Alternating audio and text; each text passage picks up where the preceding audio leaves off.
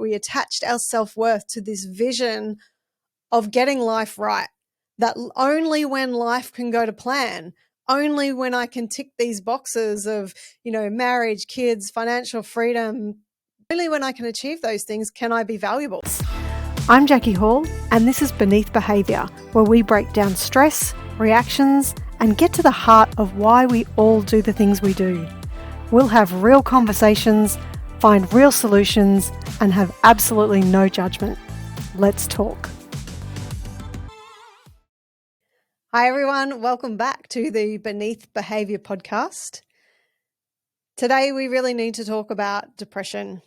We need to understand what it is, the signs to look for, and what you can actually do about it. Whether it's supporting yourself or supporting someone else, or maybe you're not even aware that someone close to you is feeling depressed. By the end of this episode, you will know. You will see the signs, you will understand, and you will know what to do about it. And this is crucially important because there's a lot going on in the world and I see it everywhere. People are saying it all the time, I've got so much going on, or, particularly at the beginning of the year, people say, last year was just terrible and I just want a new year. We're seeing a lot more financial stress. We're seeing parental stress. We're seeing a lot more disconnection. It can be about careers, it could be about kids, it could be about relationships. There's a lot of dysfunctional relationships and a lot of lack of communication going on. And there's just a massive overall shift going on in society. And it's presenting itself right now with a lot of emotional hardship.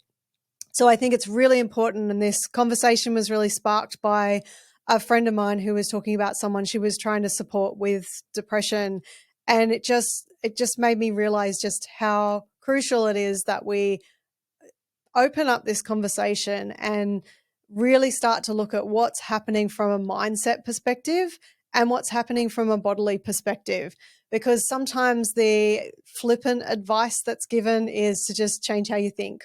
And it's not as simple as that. Even though I'm probably going to talk about how you can change how you think, it's not the overall picture. So we want to be looking at it from the perspective of what's happening from top down, which is what's happening in your mindset that's triggering you to feel the way that you feel, or whoever it is that we're thinking of when we're talking about depression, and what's happening from a body to brain point of view as well, because it can be going, either way. So let's start with what's happening from the top-down perspective.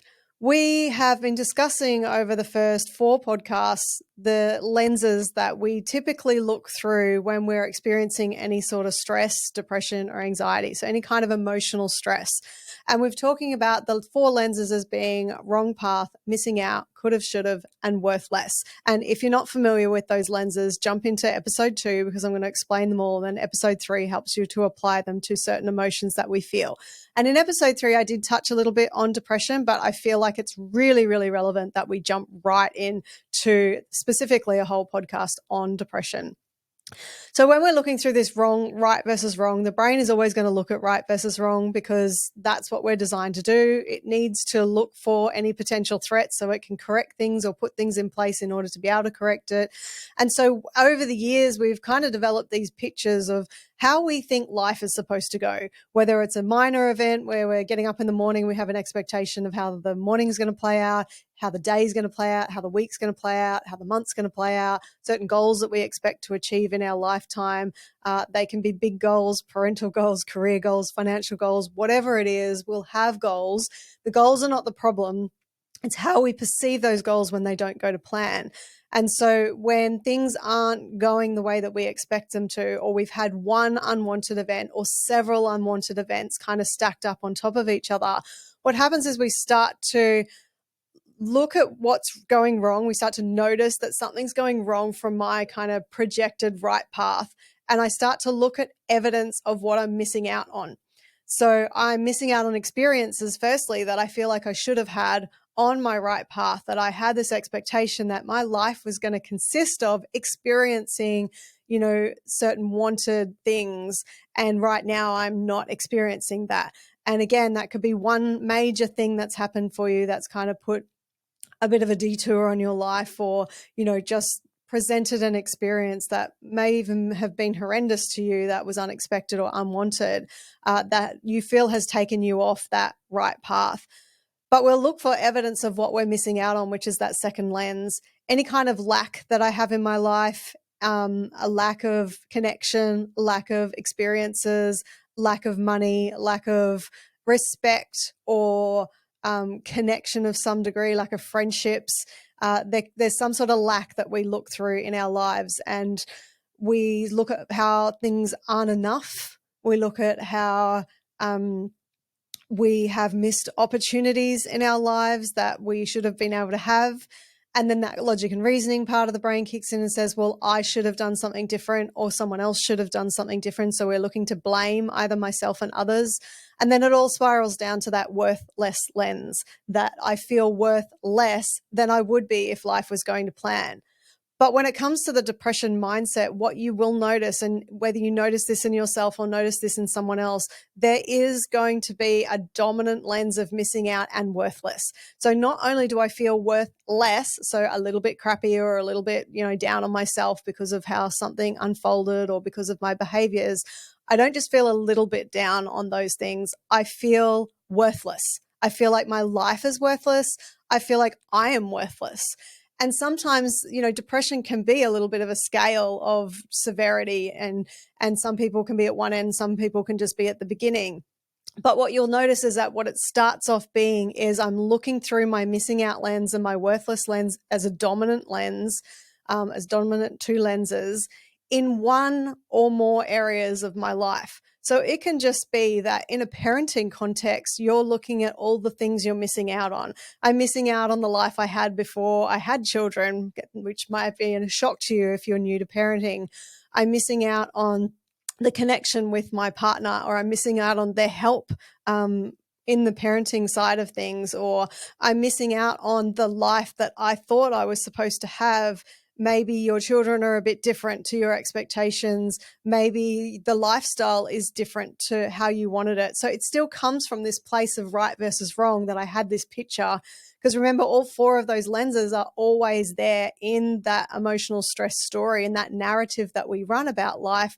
But lens 2 and 4 are going to be those dominant ones, where I'm looking at all the things that I'm missing out on, and then I'm looking for evidence of what that means about me. And I draw these conclusions that it must mean that it's because I am worthless, I'm not good enough, or that my life is not good enough, my life is completely worthless. Even down to the point, and this is often the kind of the perception that gets drawn in that that depression mindset, is that I have failed at life. I am a failure. So one of those two, I've either failed at life or I am a failure. And so that how far down that feeling we get depends on how many areas of your life you're stacking up, looking through that wrong path, missing out, could have, should have, and drawing that conclusion about yourself that I feel like I am a complete failure, that I'm not just worthless, that I am a failure at life. And so what tends to happen, and we've spoken about this a lot on this podcast, is that your brain is going to find evidence of what you have your attention on. And so the more you look for evidence of what you're missing out on and how worthless you are because of it, the more you're going to find that. So you may already, as you're listening to this, start to be aware of how strong your own missing out and worthless lens is. And that doesn't necessarily mean that you're depressed. If you are finding that there are another element of depression is the behavior, and the behavior is usually shown as withdrawal, that I'm withdrawing from life because I feel like a failure. And the reasoning with that is because every single time I try to get my life right, I just end up missing out more. I just end up feeling completely worthless. So why bother? Why bother setting goals in that area of my life, or as it progresses in all areas of my life? Why bother doing that? Because every single time I try to do that and I try to get things right and I try to change things, it never works for me. And then I end up feeling worthless. So to help avoid the pain of feeling worthless, I'm just going to stop setting goals in that area of my life. I'm just going to stop doing things. So you'll notice that there is an inaction that starts to happen, a withdrawal that starts to happen. So if you're kind of recognizing that you are already doing those missing out lenses and those worthless lenses, making value judgments on yourself or your life, just notice how repetitive that is. Because one of the things that we need to be aware of, and I will go into this in a little bit more detail, is that whatever you do with repetition and consistency is going to create a habit. So the more you do it, the more evidence you're going to find, the more you're going to keep going into that thinking, feeling, behaving loop, and you're going to find that you move more and more away from society and retreat more and more and more, because it makes sense to do that. Remember, all behavior makes sense. It makes sense because I don't want to feel like a failure anymore. I don't want to feel worse than I already do. So I'm just going to withdraw from this area of my life so that I can protect myself from further pain. And then we think equal to our emotions, where we are then looking for things in our life to convince us of why we feel the way that we do. So you'll keep thinking equal to those emotions if you're not aware of this. So you may already be noticing that that's starting to happen in your own mindset, in your own narrative about life. You may be noticing that that has got quite severe in your narrative. And so you will be noticing that the severity of how you feel is directly associated with the severity of how often you think through that missing out and worth less lens. And at the end of the day, it's all because we had this vision. We attached our self-worth to this vision of getting life right, that only when life can go to plan, only when I can tick these boxes of, marriage, kids, financial freedom, behaving in a certain way in lifestyles or reaching my goals, only when I can achieve those things can I be valuable. And so if I can't, then I feel like I've missed out and I'm completely worthless. And then the reasoning part of the brain just tries to look for whose fault is it? And often it comes down to, oh, that must be my fault because I'm a failure. So you can hear that all of that narrative is going on. And that was certainly the case for myself when my children were first born, because I had such an achiever mindset that everything in my life I'd been able to achieve before. And I remember even saying, can't. Like when I was trying to breastfeed my child and I was having a lot of troubles with that, I was like, I can't. Like I'm an achiever. I'll figure out a way and I'll just do more, be more, have more, learn more, control more, which is the anxiety mindset, which is all about control and prevent and all the things that I should be doing to get life right, which very much lens 3 and lens 1. And is very action orientated. So it's the complete opposite of the depression mindset. So go into that action orientated of do to get it right. And then when I can't get it right, I feel like I'm missing out and worthless because of it, because I had this belief that I should be able to get things right. I should be able to tick those boxes. I shouldn't be experiencing any wrong paths, or I shouldn't be experiencing them repetitively. I should figure it out, right? So that was my narrative. Some of you may be able to relate to that from a parenting context. Some of you may have a completely different way that those lenses show up for you. But the key thing is recognizing that those lenses of missing out and worthless are going to be repetitively playing out in your mindset when it comes to feeling depressed. And the severity of it depends on how many areas of your life you're looking through those lenses and for how long you've been doing that for. So the first thing that is needed is to, one, recognize that that's happening for you, but also, is it happening for someone else around you? Do you know of somebody who is experiencing depression, and can you hear in their language and their communication with you that very strong missing out lens and that worth less lens? And are you able to identify what that right, wrong path is for them? Like what is the ideal for them that they feel like they're missing out on, that they feel like it makes them worthless because they're not ticking those boxes?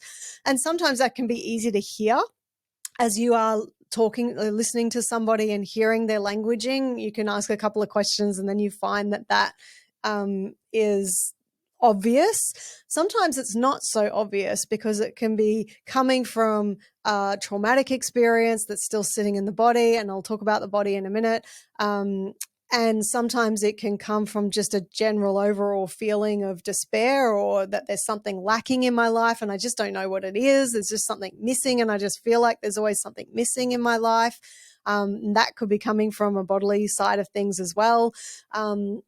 So it's just kind of recognizing, is this happening for someone else? Because even though we may feel some despair or have experienced some unwanted things and feel down about it, it's more about that repetitive mindset. It's more about when I start looking at all areas of my life and lots of different areas of my life through that same missing out lens and worth less lens, that's when things start to escalate.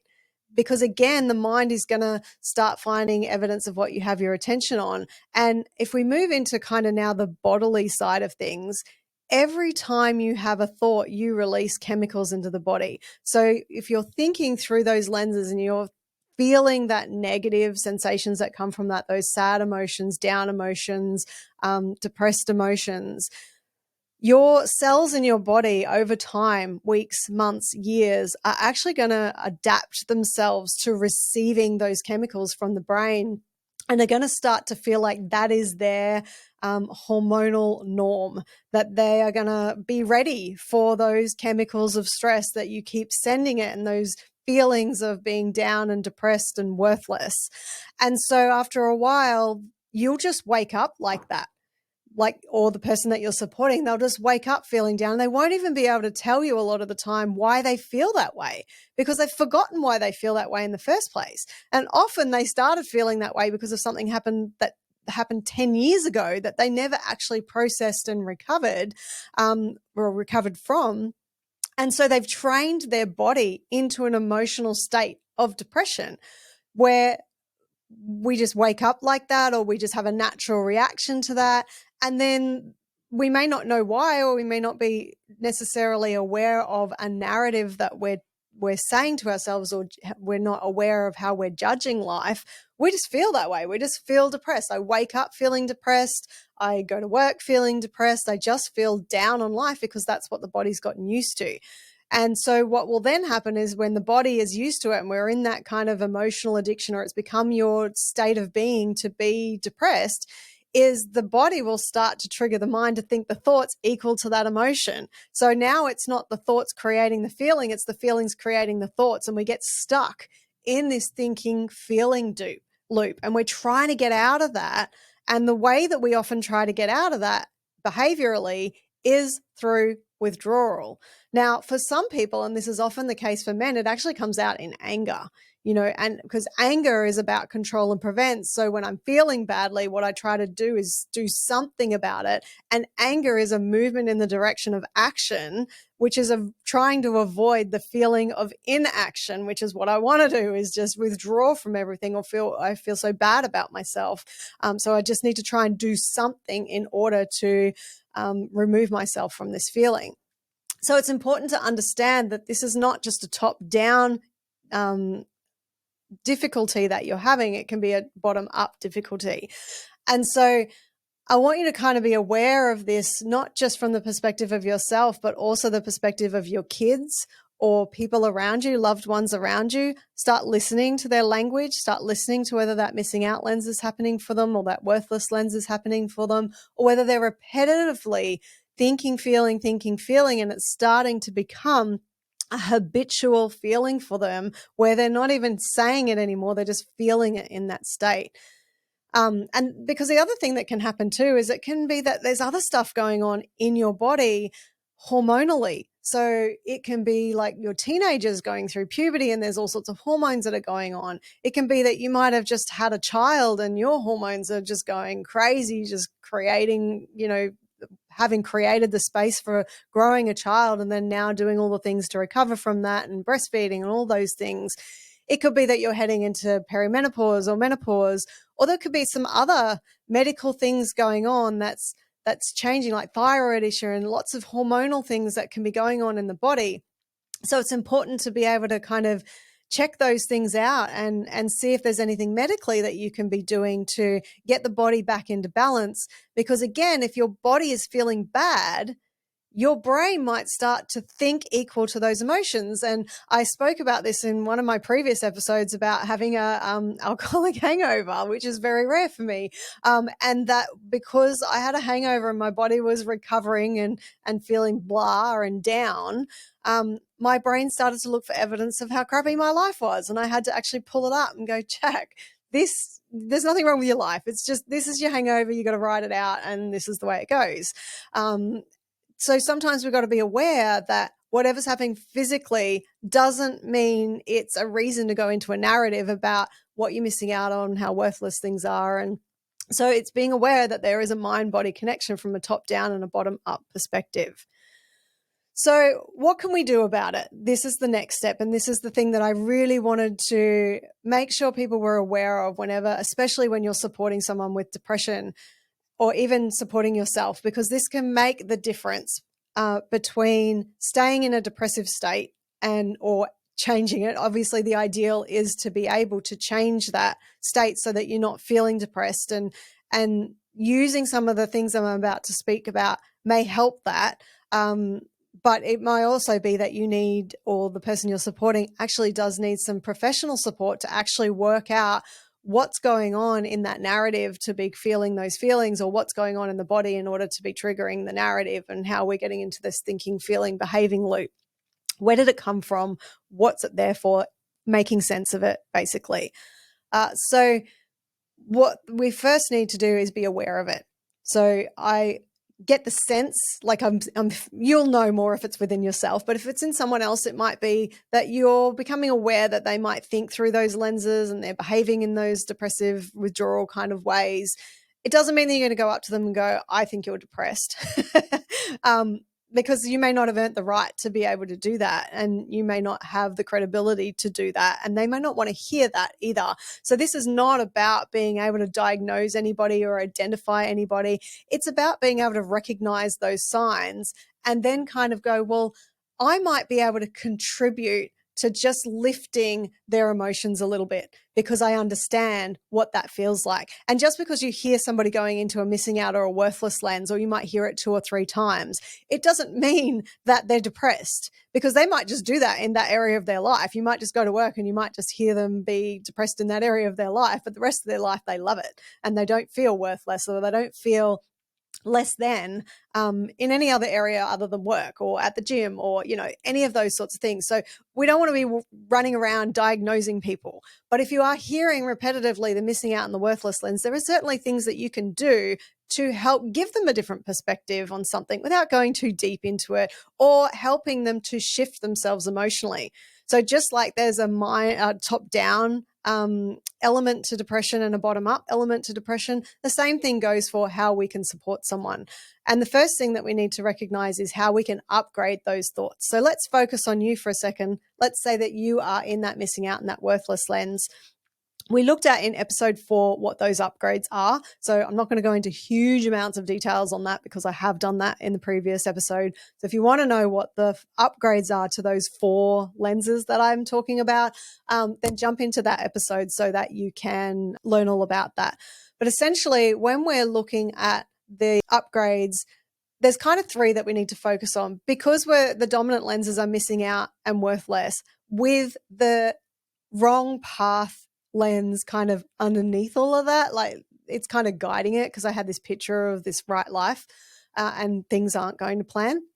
So we have to kind of recognize that the reality of life, and remember, the emotional stress is a conflict between belief and reality. The belief is that narrative, that story, those lenses, and the reality is what's actually happening. So the reality is I'm here at this part of my life, but the conflict is that I shouldn't be, that it's gone wrong and it's made me miss out, and it means that something about my life, it means something negative about my life. So we need to upgrade that thinking to be in alignment with reality. And so we have to recognize that life isn't this straight line of getting everything that we're wanting.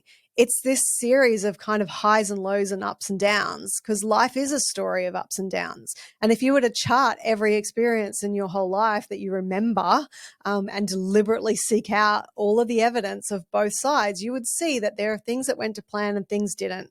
Things that I wanted, things that I didn't want, things that I liked, things that I didn't like. It's just like a series of experiences that we face. And so there's an element of that life is a story of ups and downs upgrade that we need to bring in. But essentially, the main evidence of upgrades that we need to be looking at is the missing out upgrade and the worth less upgrade. So when we're looking at the missing out lens upgrade, we're looking at everything has value. So when we're trying to change our perspective from that missing out lens, the missing out lens is looking for the lack, looking at how you're missing out on some sort of experience, experiencing some sort of void in your life that you feel should be there. So the opposite of that is looking at what you are getting. It's looking at the hidden good in the bad if you're experiencing something unwanted.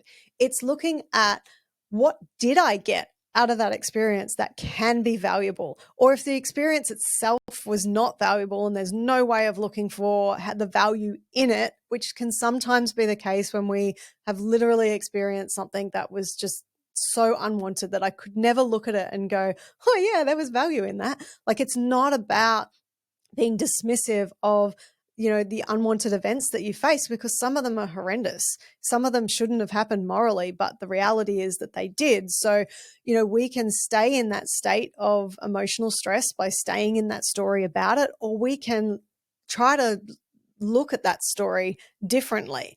And I understand, as I'm saying that I want you to keep in mind as well, that remember, there is this top down, bottom up approach. So it's not as easy as what I'm making it sound to be. Sometimes it can be more complex. Sometimes it can just be that with repetition and consistency, you're looking at life differently. So if you're experiencing something unwanted, then you want to go, okay, if I can't find any value or any learning or any opportunity in this unwanted event, what can I do with it? Where will it lead me, or where did it lead me? Try to look for the hidden good, that the event might have sucked, but what came next was great, that it made me learn something new, or made me experience something new, or pushed me in a new direction. And so we want to look for evidence of that. And this is going to be hard at first. Like, applying these upgrades is hard.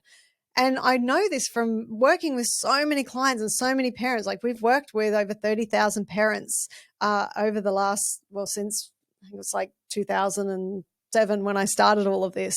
And I've seen that so many people relate to those lenses. They go, oh my God, that's me, that's me, that's me. And you might even find that at the beginning of this series, or this particular podcast, I've started speaking about those lenses and that wrong path, missing out, could have, should have, worth less. And you've gone, oh my God, that's me. Oh my gosh, that's what I do. Oh gosh. And you're really resonating with that. But now I'm starting to talk about changing your mindset. Your brain could be just going, yeah, I'm not interested, because it's hard and it's new and it doesn't like new. The brain likes to put everything in a box, categorize it, practice it, and then it's done. That's the way we do things, right? It doesn't like change. It likes habits. It likes to take the path of least resistance. And the path of least resistance is this whole narrative that tells me that I suck and tells me that I have all these things to miss out on and how I've never been good enough. And it wants to stay in that story. So when you start to change your mindset, you have to challenge that. You have to face off against yourself, and that's not going to be fun. You're going to argue with yourself. You're going to feel crazy sometimes because there's these two voices inside, one that's crapping on with those lenses and the other one that's trying to get you out of that mud. And you're going to fluctuate from one to the other. So you want to make sure that if you're doing that you're not then feeling like a failure whenever you catch yourself going back into those lenses again, because it's a process. You are literally creating new neural pathways in the brain. You are literally creating new chemicals in the body that the cells actually have to get used to and trust that these are now the new chemicals that we will be receiving. And this is now going to be the new state of being. So it's going to take time to do that. And it's going to take repetition. And it's going to take your commitment to doing that. And this is why it can be helpful to have a therapist or have a professional that's helping you work through that, that's helping you challenge those belief systems. Or if you are supporting someone with depression, help them to look at different aspects of things. Don't judge them for how they are looking for things. Be curious with them and say, I wonder if this happened because, or, sometimes I've found that when these crappy things happen, that they often lead me to something else. So there can be really subtle ways that you can come in with offering, and I don't mean dictating or lecturing, just offering a different perspective that can help somebody to look at something differently, to find the value in it. The other one, the greatest upgrade and the opposite of the missing out lens, is gratitude. Looking for things in your life that you can be grateful for. Giving people experiences in their life for them to feel grateful. Because you may not have earned the right to tell somebody that they need to think differently or even offer that perspective. And sometimes you see it in people that they might be in that missing out lens. You offer a perspective and they just blank out. They can't hear you because they're not able to think differently to the level of emotion that they're at. They're not ready.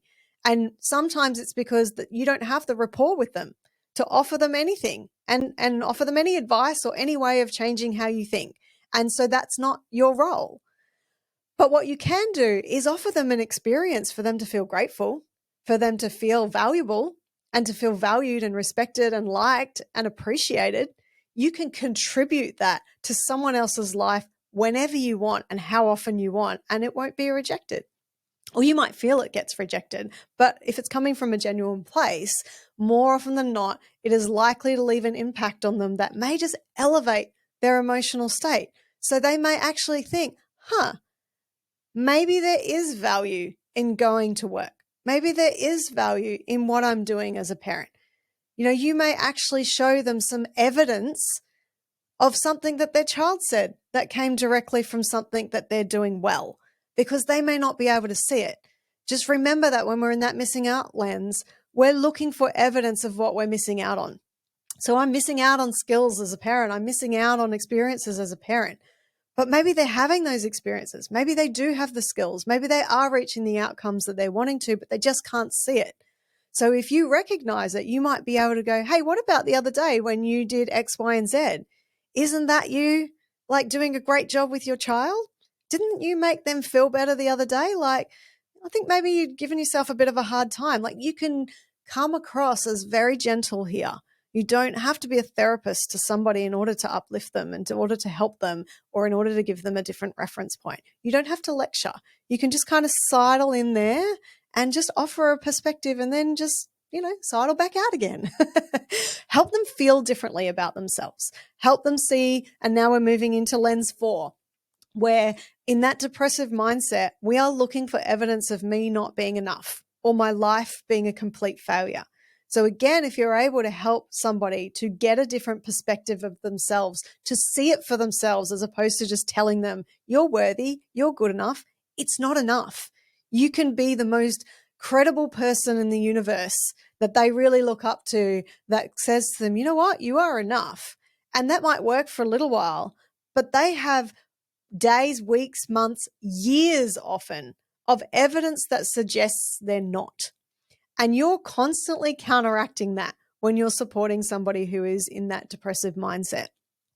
So they're going to need to, when they're ready, have that repetition and consistency of changing that mindset and looking at things differently and challenging that viewpoint, even exploring why that viewpoint exists. Because often we feel that sense of worthlessness because something happened or somebody told us that. Or we got that impression from an experience that we had, often when we were so naive and young that we didn't know any different. We didn't often have, if it was before the age of 7 where you started to learn that, we didn't have any logic and reasoning skills to discern whether that experience actually did mean that I was worthless or whether it meant that somebody else was just having a hard time. And then I've taken this reference point that must mean that I'm worthless. So when we're trying to upgrade this idea that I am worthless, which is never the case. The upgrade is I am always worthy. And that doesn't mean anything to somebody who feels worthless because they have all that evidence, right? So we need to help them show evidence of why they are worthy. And the reason why we're worthy is because we exist, because as part of who I am and what I'm doing in my life, regardless of what that is, being me means that I'm contributing to the world. I'm learning, I'm taking on new information and new experiences, and then I'm contributing to somebody else's learning and their experiences in the world. And we're all doing that for one another. We're all contributing who we are to the collective of the world to make it the way that it is. So we can be deliberate about who we want to be. And a lot of the times that worthlessness can sometimes come from maybe we behaved in a way that we feel like we shouldn't. Maybe we made a decision that we wished we hadn't. But the reality is that's what we did. And so what we do next is what matters. How we bounce back from that and recognizing that maybe I had belief systems that needed work. Maybe that there was a narrative running that caused me to do what I did or make the decisions that I made or have the experience that I had. But that's where I was at. And this is the whole process of life. Live, learn, share, grow, evolve. That's the purpose of life. It was never about getting it right. It was never about when I get things right, I'm valuable. That's that whole old school mindset that says if you're good, you get. But in reality, we all get things wrong. We're all learning. We're all growing. We're all realizing things. We're maturing. Our brain's doing different things. It's just about living, learning, sharing, growing, evolving, and doing the best that you can with the information that you have. And when you realize that life hasn't gone to plan, or you've made a mistake, or you've experienced something unwanted, it's just about learning from it and moving on and not personalizing it, because it was never about you. It's just the reality is that life doesn't go on this straight line. It's full of highs and lows, goods, bads, right, wrongs. When you're 80 something years old, you're going to look back on your life and you're going to see it as a series of experiences. That's it. Your life story. You didn't get it wrong. You're not getting it wrong. There's nothing wrong with you. It's just that maybe there's something to learn. Maybe there's something to change in your life. And so this comes to that point of not only just changing how you think, but remember, you can come in at any one of the entry points, thinking, feeling, or behaving. You can change any one of those threes repetitively and they trigger the others. So changing how I think is just one of them. Changing the narrative to look at what is valuable, opportunity, hidden good and the bad, being grateful, and looking for evidence of me being worthy, of me contributing the value to the world.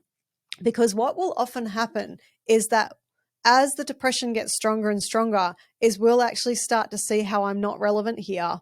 I have no purpose. Nobody needs me. Nobody appreciates me. Nobody likes me. Nobody wants me. And we'll stack up all of this evidence.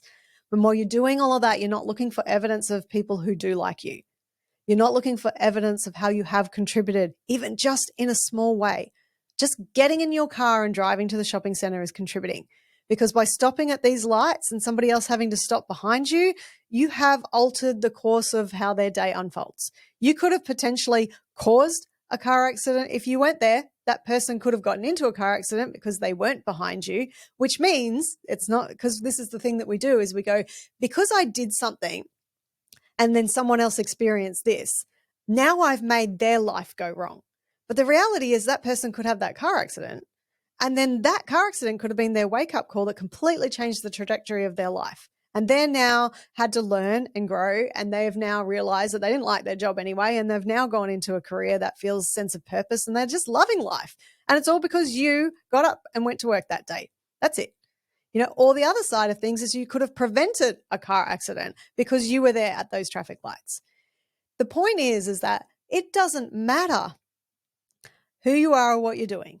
Your self-worth was never attached to your goals and getting life right and being a certain person. You're not worthy because of what you do. You're worthy because you're here doing it. That's the value. So we've got to start to look at all the value you bring to the world just by being you. Do you go to the gym? Do you get in your car? Do you interact with people? And then it's about going, who do I want to be? How do I want to contribute to this world? What is the legacy that I want to leave people? And start behaving in alignment with who you want to be. Start training yourself to behave in alignment with how you want to feel. Start thinking in alignment with how you want to feel. Start behaving in alignment with how you want to feel. And then the emotions will follow suit.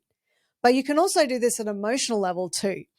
Behaviorally, emotionally, it can be, this is the bottom-up strategies now, where you're physically doing something different, where you are maybe learning meditation that will energetically start to move you into a different state of being. Because when we've done this thinking, feeling loop for so long, and the body is trained into a state of being down, depressed, negative, worthless, it's going to feel like a habit, and you're going to need to train yourself to feel differently. Give yourself that reference point of what feeling good feels like. And you will have reference points of it. You just got to look for it. There will have been times where you felt grateful. There would have been times where you do feel good, and you still do. It might be a cup of coffee. It might be looking at a sunset. It might be patting your dogs. For me, it's feeding my chickens and patting my dog. It can be just pulling in the memory of those feelings and feeling that feeling, because the brain can't tell the difference between what's real and what's imagined. So if I'm sitting there feeling a certain way, and remembering something that made me feel good, you'll start to produce those chemicals of feeling good. And when you do that and try to stack it up, find something that's very easy to think about, some memory, something that you are actually enjoying, and you will start to feel differently. Remember that feeling. Pay attention to what that feels like and be deliberate. Say, this is what gratitude feels like. Body, remember that feeling. This is what happiness feels like. Remember that feeling. Because amongst all of the narrative and the negativity and the, thinking, feeling, your body's going to start to forget the more you do that, what feeling good feels like. We need to retrain it to feel good, to feel grateful, to feel peaceful, to feel relaxed. So often in our life, there's so many things going on. We've got so many balls in the air. We forget what relaxed even feels like. For some people, particularly like the autistic community, they may not have even known what relaxed is. You may be training yourself for the first time in knowing what relaxation feels like. So we have to do things that train your body into that state. Even simple breathing techniques where you're breathing in and breathing out, or box breathing where you kind of breathe in for 4, out for 4, in for 4, out for 4. Little simple exercises, mindfulness exercises, anything at all that you resonate with. Yoga is another one. If you can't meditate, yoga, or do something that just makes you feel good. Because many people try to feel good about the thing they feel bad about. And there's too much momentum. That's too much to ask of yourself.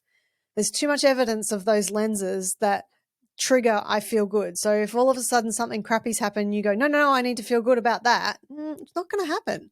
You have to start with something easy, and you have to stack that up until you start to change your emotional state, whether that's changing how you're looking at a certain situation that's easy to look at from a positive perspective, or whether you're doing something like breathing exercises or meditation or yoga, or just kind of sitting with your kids or your dog or something that just generates that feeling of feeling good. And then you do something else, and then you do something else, and then you think something else positive, or you listen to some music that's uplifting or peaceful or relaxing, or you watch something that's funny on TV to raise your emotional state. You're doing something to raise your emotional level, elevating your emotions.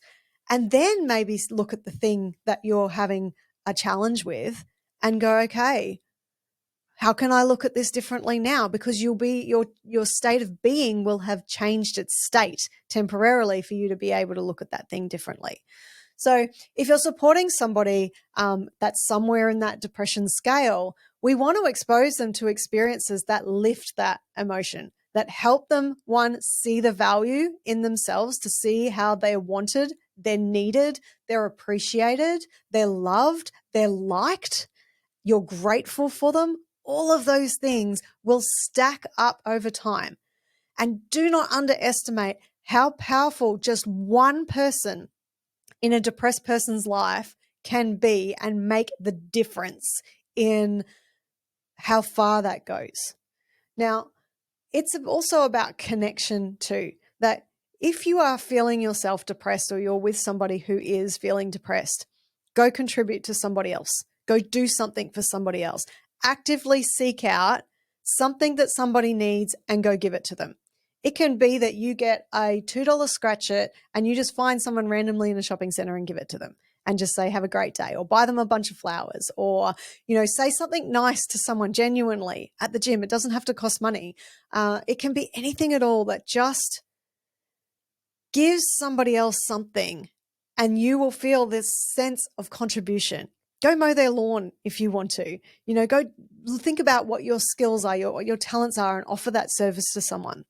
Do some volunteer work with someone, in the community. Get into the community and be part of that community, because very often that is going to give you that sense of purpose, that sense of I am valued, I am needed.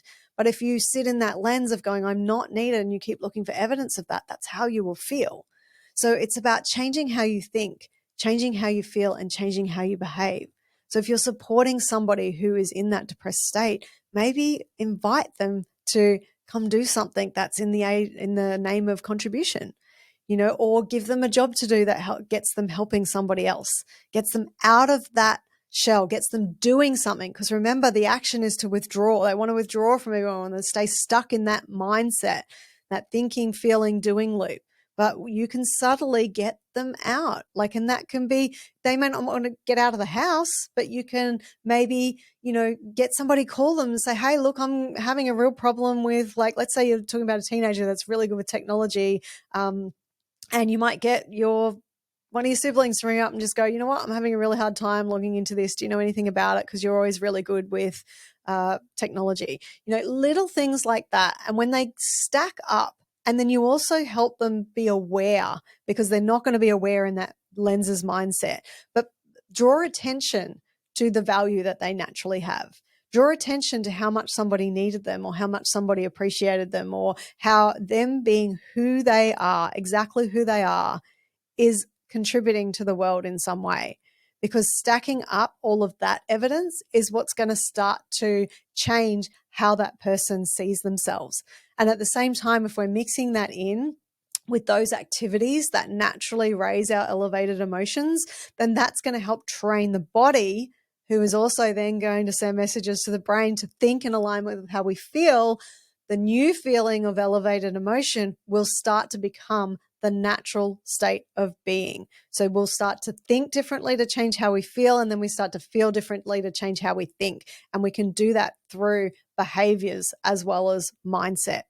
So I feel like this episode has been, really crucial in helping you to really understand whether it's your mindset or the mindset that's going on for somebody else, and things that you can action today, straight away, that can make a massive difference in changing how somebody feels.